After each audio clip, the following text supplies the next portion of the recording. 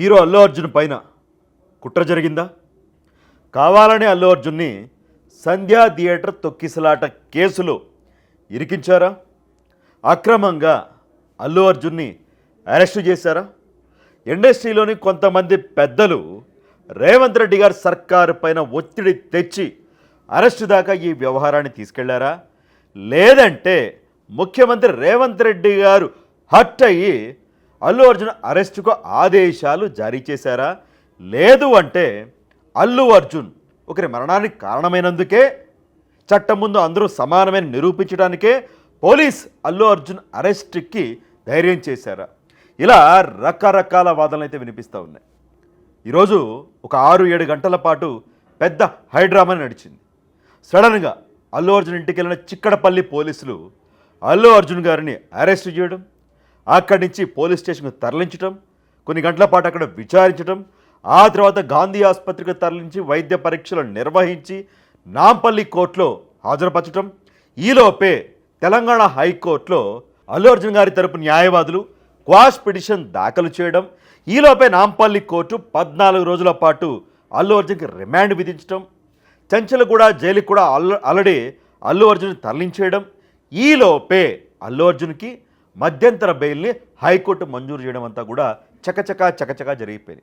ఒక 6 గంటల పాటు అల్లు అర్జున్ గారి అభిమానులు కానీ, ఇటు సినిమా ఇండస్ట్రీ పెద్దలు కానీ, అల్లు అర్జున్ గారి కుటుంబ సభ్యులు కానీ, రాజకీయాల్లో సినిమా వర్గాల్లో దేశవ్యాప్తంగా కూడా ఇదే బ్రేకింగ్ న్యూస్ ట్రెండింగ్ నెంబర్ 1లో కూడా వచ్చింది అల్లు అర్జున్ అరెస్ట్ అంశం. మొత్తానికి 6 గంటల పాటు ఉత్కంఠగా సాగిన అల్లు అర్జున్ గారి ఎపిసోడ్ చివరికైతే శుభంగా ఆడేబడిందని చెప్పాలి. హైకోర్టు మధ్యంతర బెయిల్ ఇచ్చింది. ఆయన పైన పెట్టిన బిఎన్ఎస్ 105 సెక్షన్, 118 సెక్షన్ ఇవి అల్లు అర్జున్కి వర్తించవు అని హైకోర్టు నిర్ధారించి ఆయనకి బెయిల్ అయితే మంజూరు చేయడం జరిగింది. ఈ నేపథ్యంలోనే అరెస్ట్ అయింది, బెయిల్ వచ్చింది. అయితే ఒక ఇంత పెద్ద హీరోని, ఒక పాన్ ఇండియా స్టార్ని ఒక తెక్కుసలాట కేసులో అరెస్ట్ చేసేదాకా రేవంత్ రెడ్డి సర్కారు ఎందుకు వెళ్ళింది? గతంలో ఎప్పుడు కూడా ఇలా జరగలేదు కదా. చాలామంది హీరోల ఫంక్షన్లో చాలా చోట్ల తొక్కిసలాటలు జరిగినాయి. చాలామంది పాపం అమాయక అభిమానులు ప్రాణాలు కోల్పోయారు. మరి అప్పుడెప్పుడు లేనిది రేవంత్ రెడ్డి సర్కార్ అల్లు అర్జున్ని బాధ్యుడిని చేస్తూ ఆయన నేరుగా అంటే ఏ11గా ఉన్న అల్లు అర్జున్ని అరెస్ట్ చేయడం ఏంటి, దీని వెనకాల తెర్ర వెనకాల ఏం జరిగిందని రకరకాల చర్చలు అయితే నడుస్తూ ఉన్నాయి. ఆ వెర్షన్లు ఒక్కసారి మాట్లాడుకుంటే పోలీసులు ఏం చెప్తా ఉన్నారు? అల్లు అర్జున్ మాకు సమాచారం ఇవ్వలేదు, సంధ్యా థియేటర్ యాజమాన్యం మాకు సమాచారం ఇవ్వలేదు, సమాచారం ఇచ్చుంటే మేము పోలీసు భద్రత పెంచేవాళ్ళం, మాకు సమాచారం ఇవ్వకుండా మేము వద్దన్నా వినకుండా థియేటర్కి అల్లు అర్జున్ వచ్చారు కాబట్టే ఇలా తొక్కిసలాట జరిగింది. రేవతి అనే మహిళ ప్రాణాలు కోల్పోయింది, ఆమె కుమారుడు హాస్పిటల్ పాలయ్యాడనేది పోలీసుల వెర్షన్. బాధితరాహిత్యంగా వ్యవహరించినందుకు మాకు సమాచారం ఇవ్వనందుకే ఈ సెక్షన్ల కింద కేసులు నమోదు చేశామని పోలీసుల వెర్షన్. బట్ సంధ్యా థియేటర్ ఇక్కడ మీరు చూడొచ్చు, సంధ్యా థియేటర్ యాజమాన్యం డిసెంబర్ 2వ తేదీనే పోలీసులకు లేఖ రాసింది. డిసెంబర్ 4వ తేదీన 9:30 గంటలకు బెనిఫిట్ షో ఉంది. హీరో, హీరోయిన్, ఇతర నటీమణులు వీళ్ళందరూ కూడా వస్తూ ఉన్నారు, తగిన భద్రత కల్పించాలి అనేది. ఇది కూడా సోషల్ మీడియాలో బాగా వైరల్ అవుతూ ఉంది. అరే, సంధ్యా థియేటర్ యాజమాన్యం పోలీసులకు లేఖ రాసింది కదా, భద్రత ఏర్పాటు చేయాలని కోరింది కదా, అయినప్పటికీ ఎందుకు పోలీసులు సంధ్యా థియేటర్ యాజమాన్యం పైన, హీరో అల్లు అర్జున్ పైన కేసులు పెట్టేశారు? ఈ నేరాన్ని వాళ్ళ మీదకి నెట్టేశారు, వాళ్ళని ఎందుకు అరెస్ట్ చేశారు? ఇలా కూడా వాదన నడుస్తూ ఉంది. పోలీసులు ఏం చెప్తా ఉన్నారంటే, ఎస్, సంధ్యా థియేటర్ యాజమాన్యం లేఖ రాసిన మాట వాస్తవమే, కానీ ఆ టైం నాటికి 4వ తేదీ నాటికి రావద్దు అని మేము చెప్పాము, చెప్పినా కూడా వినకుండా వచ్చారు కాబట్టే ఈ తొక్కిసలాట జరిగింది అనేది పోలీసుల వెర్షన్. మీరు కొంత వెనక్కి వెళితే నేను రకరకాల వీడియోలు కూడా చేశాను. ఒక ప్రాణం పోవడానికి ఒకళ్ళని బాధ్యత చేయడం కాదు, అందరి నిర్లక్ష్యం ఇక్కడ కనిపిస్తూ ఉంది, పోలీసుల నిర్లక్ష్యం కనిపిస్తూ ఉంది, అల్లు అర్జున్ గారి బాధితరాహిత్యం కనిపిస్తూ ఉంది, సంధ్యా థియేటర్ యాజమాన్యం బాధితరాహిత్యం కనిపిస్తూ ఉంది, అభిమానుల అత్యుత్సాహం కనిపిస్తూ ఉంది. సో అందరూ కలిసి తిలా పాపం తలా పిడికల్లాగా అందరూ కలిసి ఒక మహిళ ప్రాణం పోవడానికి కారణమయ్యారు అని నేను అందరిపైన కూడా అందరి వెర్షన్లో కూడా మాట్లాడడం జరిగింది. సో సంధ్యా థియేటర్ లేఖ రాసింది, పోలీసులు ఇలా చెప్తూ ఉన్నారు. సో ఏది ఏమైనప్పటికీ ఒక ప్రాణం అయితే కోల్పోయింది ఖచ్చితంగా. అయితే కోర్టులో వాదనల సందర్భంగా ఏం జరిగింది? 2017లో రాయిస్ అని షారుఖ్ ఖాన్ సినిమా రిలీజ్ అయింది, ఆయన వచ్చారు. ఈ సందర్భంగా కూడా తొక్కిసలాట జరిగింది, ఒకరు చనిపోయారు. ఈ సందర్భంగా గుజరాత్ కోర్టు అలాగే సుప్రీంకోర్టు కూడా షారుఖ్ ఖాన్కి రిలీఫ్ ఇచ్చారు, అర్నబ్ గోస్వామి కేసులో కూడా రిలీఫ్ ఇచ్చారు. కాబట్టి ఇక్కడ అల్లు అర్జున్ కూడా రిలీఫ్ ఇవ్వాలని అల్లు అర్జున్ గారి తరపు న్యాయవాదులు హైకోర్టులో బలంగానే గట్టిగానే వాదనలు అయితే వినిపించారు. మొత్తానికైతే బెయిల్ వచ్చింది.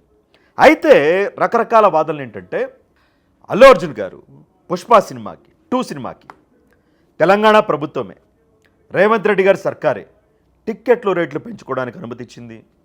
బెనిఫిట్ షోలు, స్పెషల్ షోలు, ఫ్యాన్ షోలు వేసుకోవడానికి అనుమతి ఇచ్చింది. 1000 రూపాయల టికెట్లు, 800 టికెట్లు అన్నా కూడా వాళ్ళే అనుమతి ఇచ్చారు. అఫీషియల్గా రేవంత్ రెడ్డి గారి సర్కారే జియో విడుదల చేశారు. అంటే సంధ్యా థియేటర్లో బెనిఫిట్ షో వేసుకోవడానికి రేవంత్ రెడ్డి గారి సర్కార్ అనుమతి ఇచ్చింది కదా, జియో ఇచ్చింది కదా, దీనిలో తప్పే ఉంది. మరలా వాళ్ళపైన ఎందుకు కేసులు పెట్టారు అనేది కూడా వెర్షనే. మీరు అసలు బెనిఫిట్ షోలకు అనుమతి ఇవ్వకుండా ఉన్నట్టయితే, టికెట్ రేట్లు అంతంత పెట్టకుండా ఉన్నట్టయితే ఇలాంటివి జరిగేది కాదు కదా అని కూడా ఒక వెర్షన్ నడుస్తూ ఉంది. సో నేను చెప్పినట్లుగా మొత్తం గజిబిజి గందరగోళంలాగా ఉంది. ఎవరి మీదో ఒక్కళ్ళని బాధ్యత చేసి నెపం నెట్టడానికి లేదు, వీళ్ళు అమాయకులు అనడానికి కూడా లేదు. అటు పోలీసులు, ప్రభుత్వం కానీ, పుష్ప టీం కానీ, ఆ థియేటర్ యాజమాన్యం కానీ, ఏదైనా సరే. సో ఇలా ఒకరిపైన ఒకరు తోసేసుకుంటున్న పరిస్థితి ఉంది.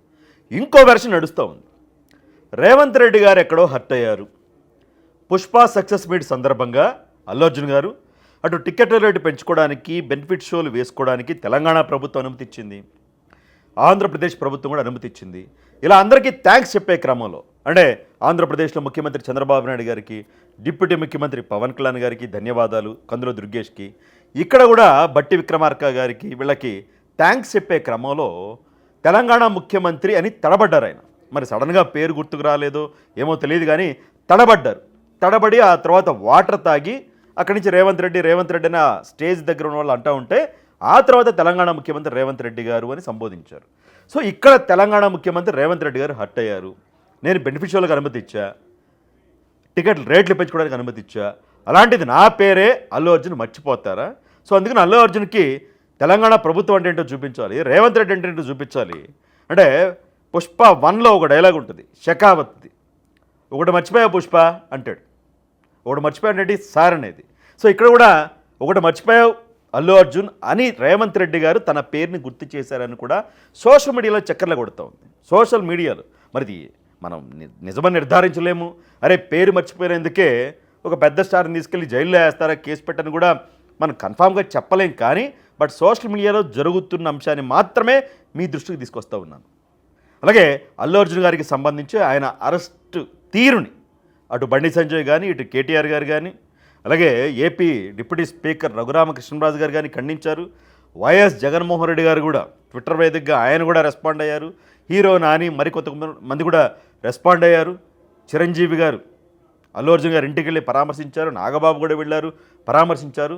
సో చాలామంది నిర్మాతలు, త్రివిక్రమ్ కానీ, దర్శకులు వీళ్ళందరూ కూడా హైకోర్టులో అల్లు అర్జున్ వెంటే ఉన్నారు. సో సినిమా ఇండస్ట్రీ అంటే ఎలా అంటే సినిమా ఇండస్ట్రీ ఆకెళ్ళి ముళ్ళు మీద పడ్డా, ముళ్ళెళ్ళి ఆకు మీద పడ్డా ఆకే అంటారు కదా, ఆ విధంగా సినిమా ఇండస్ట్రీ కూడా ఇలాంటి వ్యవహారాల్లో ఆచితూచి స్పందిస్తూ ఉంటారు ట్విట్టర్ వేదికగా, సామాజిక మాధ్యమాల్లో. ఎందుకంటే మళ్ళీ ప్రభుత్వంలో పెద్దల కోపం వస్తే షోలకు అనుమతి ఎవరు, టికెట్ రేటు పెంచుకోవడానికి అనుమతి ఎవరు, ఏమవుతుందో తెలియదు. కాబట్టి ఆచితూచి ఆర్టిస్టులు స్పందిస్తూ ఉన్నారు. అయితే రాజకీయంగా పొద్దున్న నుంచి కూడా అంటే సినిమా ఇండస్ట్రీ పరంగా రాజకీయంగా అల్లు అర్జున్ అరెస్టు వ్యవహారం కుదిపేసిందనే చెప్పాలి. దేశవ్యాప్తంగా పెద్ద చర్చకైతే దారితీసిందని చెప్పాలి. అదే క్రమంలో సినిమా ఇండస్ట్రీలో ఇది కూడా సోషల్ మీడియాలో నడుస్తూ ఉంది. అల్లు అర్జున్ గారికి మరికొంతమంది పెద్ద స్టార్స్ ఫ్యాన్స్కి మధ్య వారు జరుగుతూ ఉంది. వాళ్ళేదో ఒత్తిడి తీసుకొచ్చారు, వాళ్ళేదో అల్లు అర్జున్ అరెస్ట్ చేయించారు అని ఇది కూడా నడుస్తూ ఉంది. బహుశా దానిలో కూడా నిజం లేదు. సో పోలీసుల ధైర్యాన్ని కొంత మెచ్చుకోవాలి. ఎట్లా ఒక కేసు పెట్టారు, అల్లు అర్జున్ గారిని పెద్ద స్టార్ని అరెస్ట్ చేశారు, కోర్టుకు హాజరుపరిచారు. కానీ ఈ పోలీసుల ఉత్సాహం కానీ, ప్రభుత్వ ఉత్సాహం కానీ అన్ని విషయాల్లో కూడా ఇలా ఉండాలి.